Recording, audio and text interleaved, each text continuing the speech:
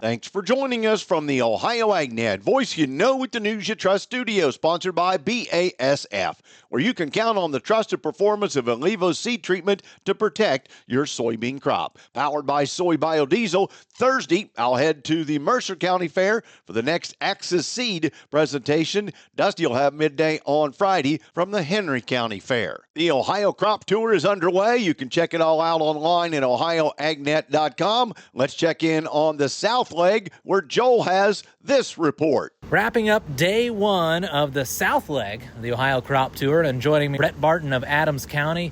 Brett, let's kind of go over what we've seen today. We made 5 different stops. Overall, what's your impression? You can definitely see where there was some water damage, Franklin and Pickaway counties. Pickaway County did have the best corn crop and soybean crop that we've seen. Nodes 2 inches apart on the beans. Corn would be up in 225 bushel range. Other stops, there's just a lot of variability in the crop. Going to be some tip back in some corn and some beans that are going to be very low potted. Now, while we saw variability in yield and kind of potential in some areas, it was pretty interesting. Didn't see much disease pressure, hardly at all. I was pretty surprised. Yeah, no disease pressure, very little insect pressure, a few Japanese beetle out there, but that's all we could really account for. And we'll see what we find tomorrow on day 2 as we travel on across to the west. Yeah, reporting here after day 1 of the South Leg of the Crop Tour. Again, day 2, we start at the Farm Science Review and then kind of head west and south from there. And we'll keep you updated at ocj.com all the way, thanks to Ohio Field Leader. I'm Joel Penorwood reporting. And thanks, Joel. Today's weather brought to you by Seed Consultants. Simply better performance online at seedconsultants.com. Here's the forecast. Dry weather over most of the Buckeye State through the finish of the week. I'm Chief Meteorologist Ryan Martin. Let's take a look at that Ohio Ag Weather Update. I've got nothing for you here today, tomorrow, and Friday. Sunny, very warm, very humid. We'll see a perfect August kind of setup here. As pleasant as the first few days of August were, we're going to go back to typical August weather here to finish this week and go into the weekend. I am keeping Ohio precipitation free all the way through next Monday. I think that's a very dry stretch here still, and most of you are going to be asking for rain by the time we get to next Tuesday morning. I can tell you from Tuesday forward on through the following Tuesday, that would be the 19th, we are going to be seeing chances of scattered showers popping up across the state of Ohio, but not with any good regularity or good coverage. Daily coverage in that week is going to be anywhere from probably 30 to 50% at best. Combined coverage for the week period is 75 to 80%. We can see some rain in there, but do not count on it. And I do believe there will be some holes, particularly in south central, southwestern parts of Ohio, that miss out on all precipitation all the way through that stretch. So that's going to set us up for maybe not being in a very good spot around the 19th and 20th. Plenty of time for this pattern to evolve and change, but that's what we're seeing here right now this morning. Definitely no precipitation now through next Monday. I'm meteorologist Ryan Martin. And thanks, Ryan. The National Corn Growers Association released numbers from the U.S. Department of Agriculture yesterday showing there are 526,263 farmers in the U.S. growing corn.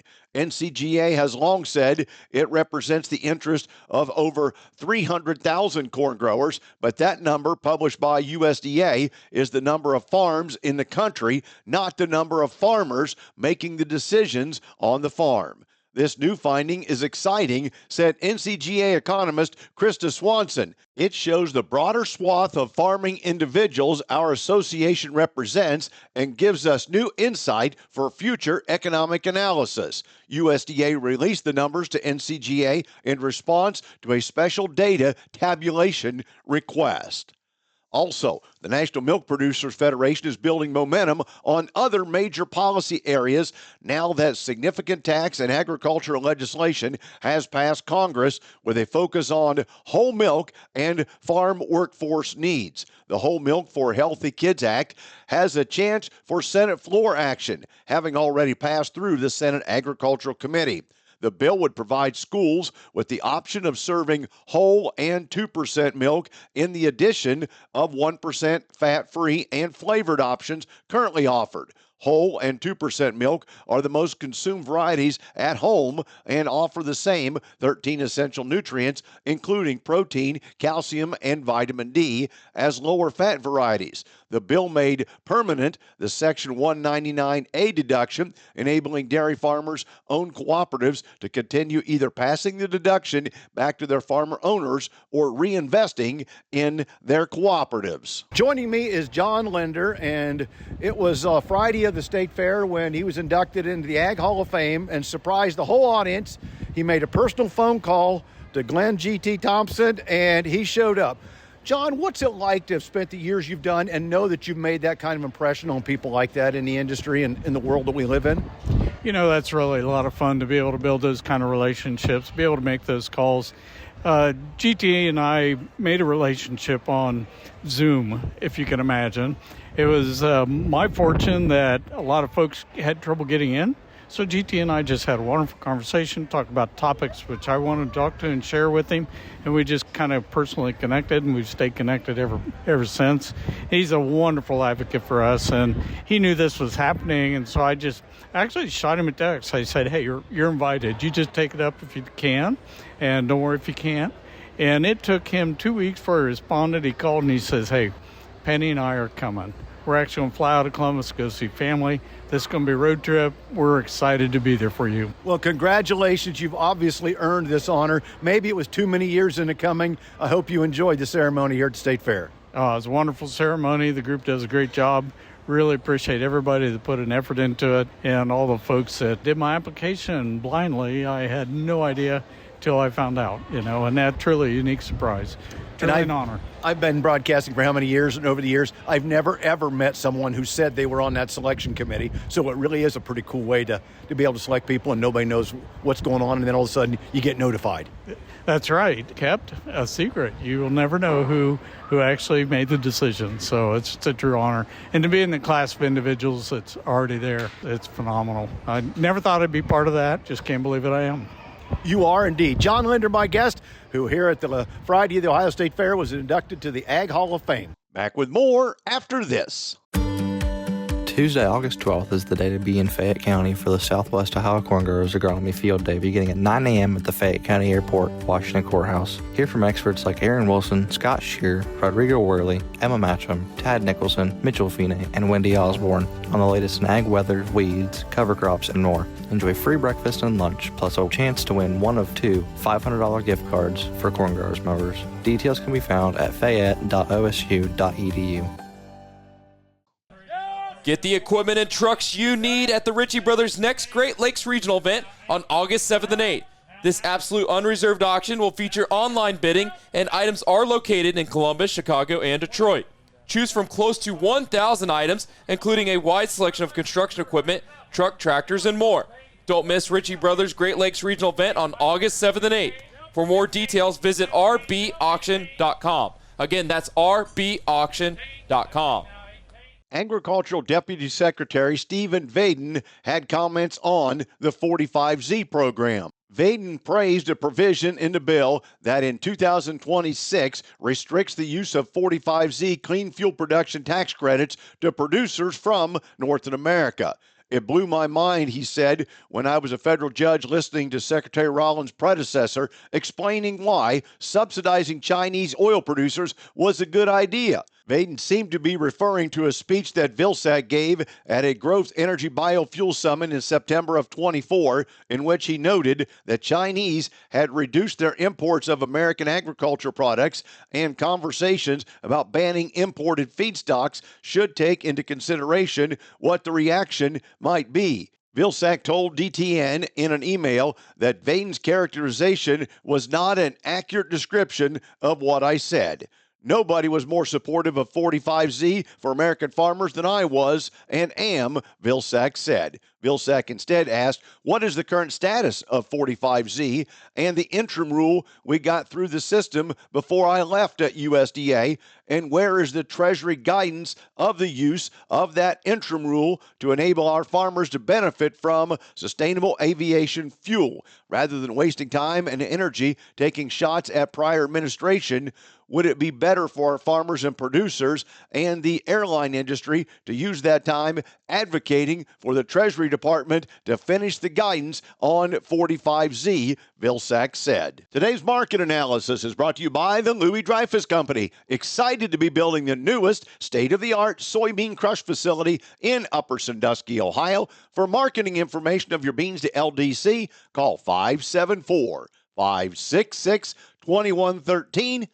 Here's Ryan Martin. Grain market showed a little promise on a Tuesday, at least in the soy complex, and then we we gave it up pretty doggone quickly overall, finishing lower on corn, beans, and wheat at the end of the day. Global estimates are coming out on corn yield after StoneX put out a 188.1 number. We're hearing more numbers that are out in that 186 range on corn yield, and beans at 53.5. On top of the large supply, China continues to show absolutely no interest in U.S. soybeans. China's annual trade surplus with the U.S. of nearly $300 billion has not been addressed or negotiated. This would include U.S. ag trade with China. There are suggestions out there that President Trump and Xi would need a face-to-face meeting to kick off a new U.S.-China goods trade agreement. However, President Trump is showing reluctance to visit China this fall, citing the long flights and stating he would not meet with President Xi unless a full trade deal has been completed. That's a more pessimistic view than what we've seen over the last few weeks. Remember, just a couple of weeks ago, there were rumors that Trump and Xi might meet on the sidelines of the APEC conference. That seems to be out the window right now. Purposely, China appears to be avoiding U.S. soybeans amid the trade war and is extending its forward coverage into South America all the way through November. This is going to produce additional leverage for China in the U.S. trade talks in October or November as U.S. farm income is sagging. The estimate now is that soybean export program needs to be dialed back in WASDE, maybe the next one, but at least in WASDE, to about 1.5 billion bushels. Currently, the WASDE is forecasting soybean exports of 1.765 billion bushels.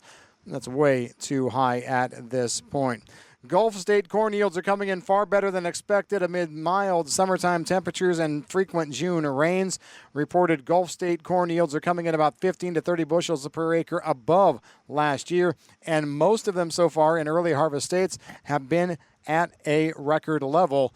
That does not help us with corn supply with a yield nationwide that could be quite burdensome. I'm Ryan Martin. And thanks, Ryan. Back with the overnight figures after this. Did you know that soybeans are the secret sauce behind Ohio's booming poultry farms? Each year, poultry consume a whopping 937 million bushels of soybean meal nationwide.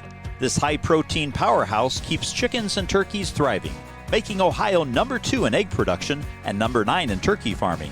From farm to table, soybeans power the farms that feed families. Brought to you by Ohio soybean farmers and their checkoff. Think biodiesel is just another fuel? Think again. Biodiesel is Ohio innovation on the move. Clean, green, and built to keep diesel engines running strong. It's an engine booster, a soybean supporter, and an environmental champion all in one. Every gallon reduces emissions, strengthens Ohio farms, and powers your ride. Drive with purpose. Choose biodiesel. Learn how at soyohio.org. Today's market is brought to you by Seed Consultants. Simply better performance online at seedconsultants.com. Overnight at the open, September corn down 3/4 at 380 3/4. December down a half at 401 1/2. March down a half at 419 1/2. In soybeans, August unchanged at 969. November up a half at 991 1/4. March up 1/4 cent at 1026 1/4 cent. September wheat unchanged at 508 1/4. December up a half at $5.29. In livestock, August cattle up $3.37 at the close at $234.27. October up $3 at $227.10. In hogs, August up 60 cents at $108.77. October up $1.90 at $92.80, and December up $1.72 at $85.17. Feeder cattle for September up $5.10, closing at $339.55. October up $5.42 at $337.82, and November up $5.52 at $335.62. Thanks for joining us. Have a great day, everyone. I'm Dale Minio. This is the Ohio AgNet.